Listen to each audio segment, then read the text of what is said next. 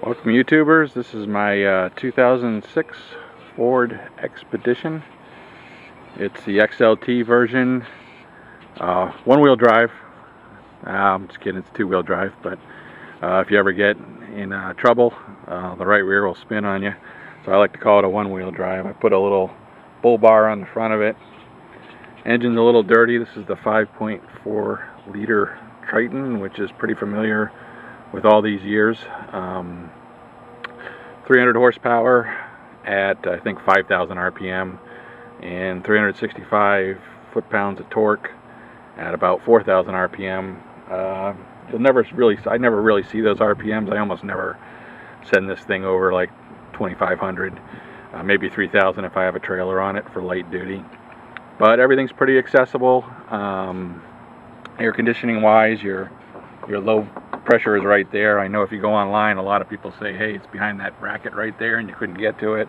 But I got pretty lucky on mine, and if you live in Florida, if you don't know what the low pressure side of the air conditioning is, then well, you'll figure it out eventually, just to get things unstuck once in a while. I've had a couple batteries go out on me. I've had this truck for about 3 years and put about 30,000 miles on it. So haven't had any other problems. It's, I had tires. It's due for brakes. I haven't quite done the brakes, but been a good truck for me. Originally wanted an Excursion, but just had a hard time finding one in good condition. And this has done the bit. This is a lot. This is a couple feet shorter than an Excursion. Your tires are pretty standard. I kind of like the raised tread here, kind of the aggressive tread. They don't make a lot of noise or anything. Quite long lasting. The ones I had on the back were brand new when I got the truck, so they got 30,000. They don't have almost no wear. The regular tires that were on this wore. One of the things that's bad about these used to be a Ford emblem, and I've lost 3 of the 4 there, and you can't buy. I tried to find an emblem on Amazon that fit in there that was, a raised 3D, and I just couldn't. They'll sell this whole cap. But then of course the cap doesn't match, and it's 25 bucks a cap, which I wasn't going to pay for a lost thing, so it's one of the defaults. I kind of like the mirrors on this. They're a little squarer. If I look at the mirror, large and square, which is excellent. I kind of like the look on this 2006 versus the smaller ones. As far as entry, I've got kind of a little bit rare. I've got the cloth, as opposed most of these come with leather. And usually it cracks right in here on the leather and stuff like that. But this cloth is in great shape. I got about 80,000 miles on the truck.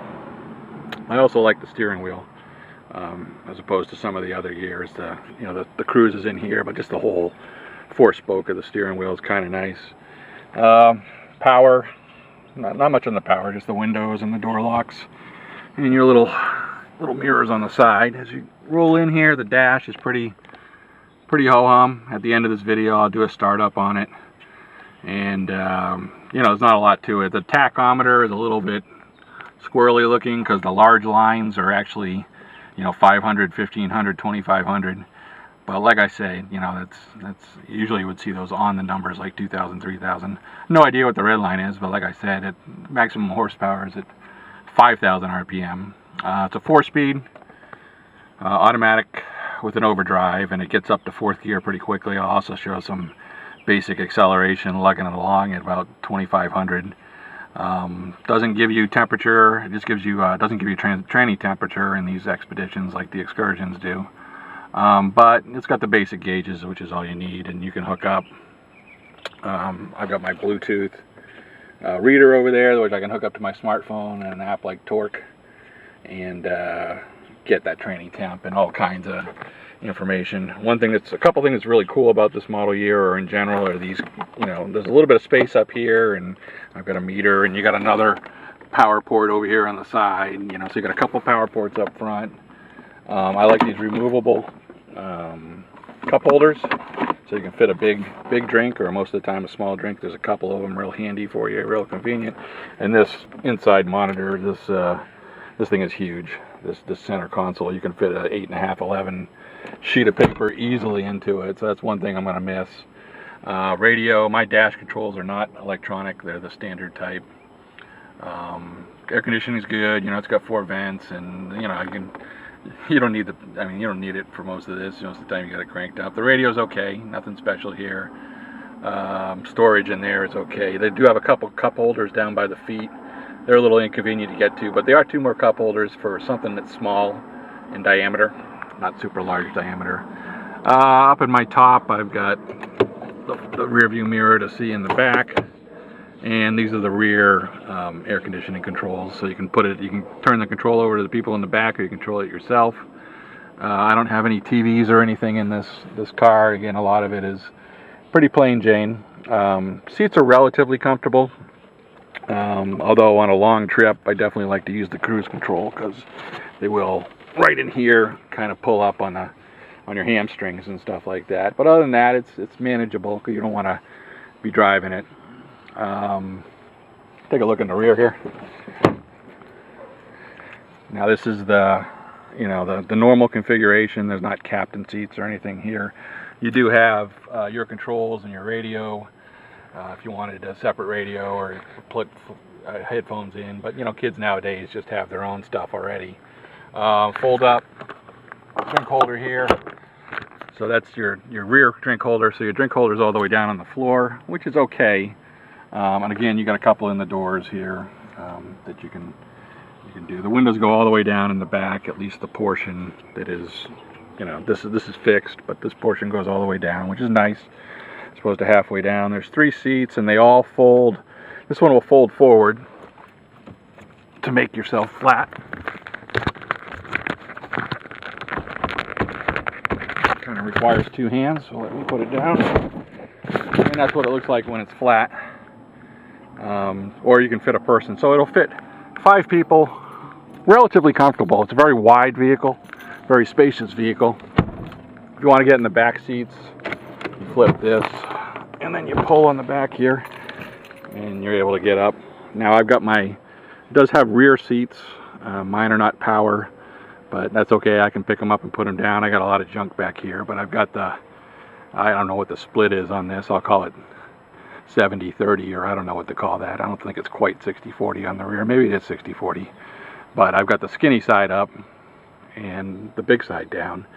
But if you're going a long haul and you're hauling that 6th person or 7th people, let's say it was 6 people, a lot of time you want to put this big side up and then put the thinner side down, and you can put some luggage there and stuff like that. But they have cup holders and recessed stuff. Now you got air in the back, and you got air above the passengers. So you got 6 air outlets, 4 in the back here. The 4 are on the same control, and the other side on the right hand side does the same fold up configuration this does.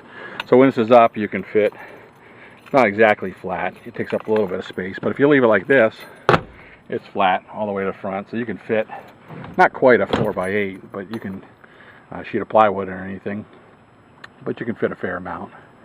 And so let me spin around to the back here. 28-gallon tank. And mileage wise, 12 to the city, somewhere around 17, maybe 16 at 80 miles an hour. You can get a little bit, if you go slower, you can get a little bit more, like maybe 19 or something like that. But it doesn't, not great on gas. A lot of room back here. You can fit a lot of these. I can fit 4 of these for sure with the seats up, or you can fit whatever you need back here. Luggage wise, there's a rack up top, but I almost never use that. 6,000 pound hitch comes standard. If you get the towing gears, which a lot of these don't have, then I guess you can go up to about 8,900. So 9,000 pounds. It's good for towing. I haven't towed anything above 3,000 pounds, anything that required trailer brakes or anything else like that. I don't have a trailer brake installed. But yeah, let me go ahead and show some startup videos, and that's an overview of the Ford Expedition. I've got the paint only comes down to that level. I got running boards and the plastic. That's also kind of nice, because then you never really have to wash and wax too much of that or get it real dirty down there. It always looks, it's got that grayish, even though it's a little bit faded, it's got that grayish look. So